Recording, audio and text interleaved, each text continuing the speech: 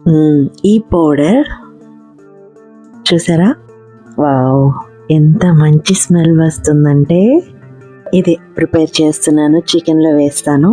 Hello friends, నమస్తే, welcome to Parvati vibes. తమ్నెయిల్లో చూసారు కదా, కరివేపాకు చికెన్, యమ్మీ యమ్మీ కరివేపాకు చికెన్.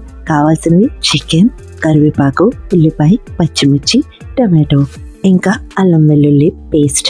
దీనికి కరివేపాకు ఎక్కువగా ఉండాలి. ఇంకా మసాలా పౌడర్ ప్రిపేర్ చేసేద్దామా.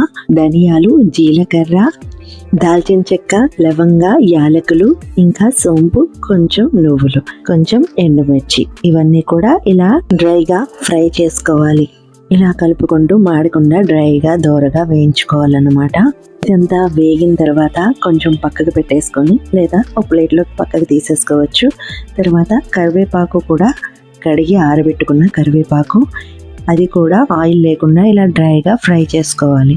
మన చికెన్కి ఇప్పుడు కింగ్ కరివేపాకే కాబట్టి కరివేపాకు ఎక్కువగా వేసుకోవాలి. అసలు కరివేపాకుని నార్మల్గా వేసుకుంటేనే ఎక్కువ పడిందంటేనే మనకి చాలా టేస్ట్ అనిపిస్తుంది. అలాంటిది కరివేపాకు చికెన్ వండుకున్నామంటే ఇంకా ఎంత బాగుంటుంది. కరివేపాకు అయితే ఇలా డ్రైగా ఫ్రై చేసుకోవాలి. పచ్చివాసన పోతే సరిపోతుంది. కొంచెం కలర్ చేంజ్ అవుతుంది కదా, అప్పుడు స్టవ్ ఆఫ్ చేసేసుకొని వీటన్నిటిని కూడా చల్లారనివ్వాలి. ఇప్పుడు డ్రైగా ఫ్రై చేసుకున్న ఈ మసాలాలన్నింటినీ కూడా ఇలా పౌడర్ చేసుకోవాలి.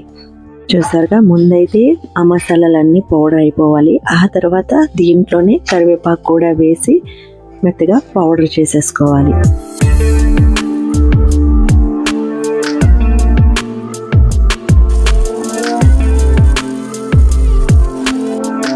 చూసారుగా, ఇలా ఉంటే సరిపోతుంది. మరీ మెత్తగా పౌడర్ అవసరం లేదు. ఇలా ఈ పౌడర్ని ఒక బౌల్లోకి తీసేసుకుందాం.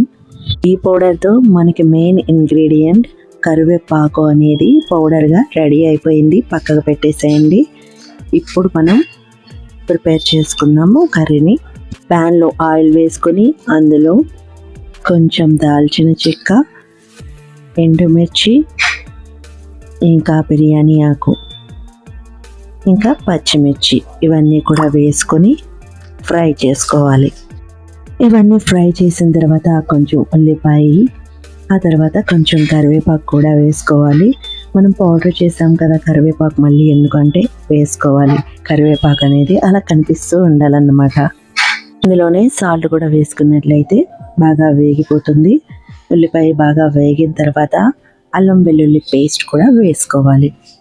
ఈ అల్లం వెల్లుల్లి పేస్ట్ పచ్చివాసన పోయే వరకు వేయించుకోవాలి. మనమైతే ముందుగా చికెన్ అయితే వాష్ చేసేసుకొని ఉప్పు, కారం, పసుపు పెట్టేసి మ్యారినేట్ చేసుకోవాలి. దాన్ని అయితే ఇప్పుడు ఈ ఉల్లిపాయ, అల్లం వెల్లుల్లి పేస్ట్ అన్నీ వేగిన తర్వాత ఇందులో వేసుకొని బాగా కలుపుకోవాలి. మూత పెట్టుకుని చికెన్ని అలాగే 5 నిమిషాల పాటు మగ్గనివ్వాలి. చూసారా, ఇలా అయిపోతుంది. ఇక ఇప్పుడు ఇందులో అయితే టమాటో ముక్కలు వేసేసుకోవాలి. టమాటో ముక్కలు వేసిన తర్వాత బాగా కలుపుకొని మళ్ళీ మూత పెట్టుకొని మళ్ళీ ఇంకొక 5 నిమిషాల పాటు ఉడకనివ్వాలి. ఈ కరివేపాకు చికెన్ అనేది చాలా చాలా టేస్టీగా ఉంటుంది. మనం రైస్లోకి, చపాతీలోకి కూడా అద్దరిపోతుంది. చికెన్ లవర్స్ అయితే ఫుల్గా ఎంజాయ్ చేస్తారు. మీరు కూడా తప్పకుండా ట్రై చేసి నాకు కామెంట్లో చెప్పండి. ఇప్పుడైతే ఈ చికెన్లో కొంచెం కారం కూడా వేసుకోవాలి. మనం మ్యారినేట్ చేసినప్పుడు పసుపు, కారం, ఉప్పు కూడా వేసాం కాబట్టి అవి కొంచెం కొంచెమే వేస్తాం ఫస్ట్. ఇప్పుడైతే మళ్ళీ కొంచెం వేసుకోవాలన్నమాట. ఇక తగినంత ఉప్పు, కొంచెం పసుపు కూడా వేసుకొని బాగా కలుపుకోవాలి.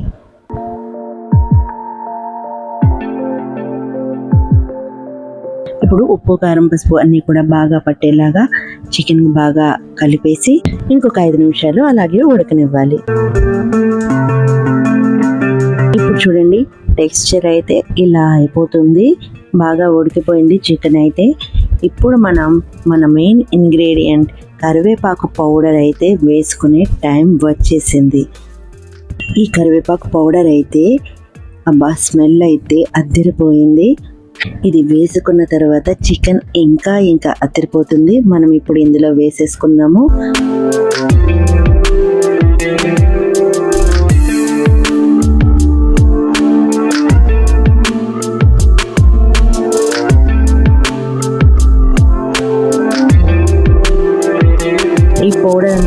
చేసుకున్న తర్వాత చికెన్కి బాగా పట్టేలా కలుపుకోవాలి. మనం పౌడర్ లాగానే కాకుండా పేస్ట్ లాగా మసాలా ముద్దలాగా కూడా చేసి వేసుకోవచ్చు, కొంచెం వాటర్ వేసి. కాకపోతే కొంచెం బరకగానే ముద్ద చేసుకోవాలన్నమాట. చికెన్ బాగానే ఉడికిపోయిన తర్వాత మనం ఈ కరివేపాకు పౌడర్ వేసాం కాబట్టి మనకి ఇప్పుడు చికెన్ ఎక్కువసేపు ఉడకనవసరం లేదు. కరివేపాకు ఫ్లేవర్ అంతా కూడా చికెన్కి బాగా పట్టేంత వరకు ఉంచుకుంటే సరిపోతుంది. అంటే ఒక 5 to 10 minutes ఉంచుకుంటే సరిపోతుంది అనమాట. చూసారా, ఇలా డ్రైగా అయిపోతుంది కదా, అప్పటికి మనం డిష్ అవుట్ చేసేసుకోవచ్చు.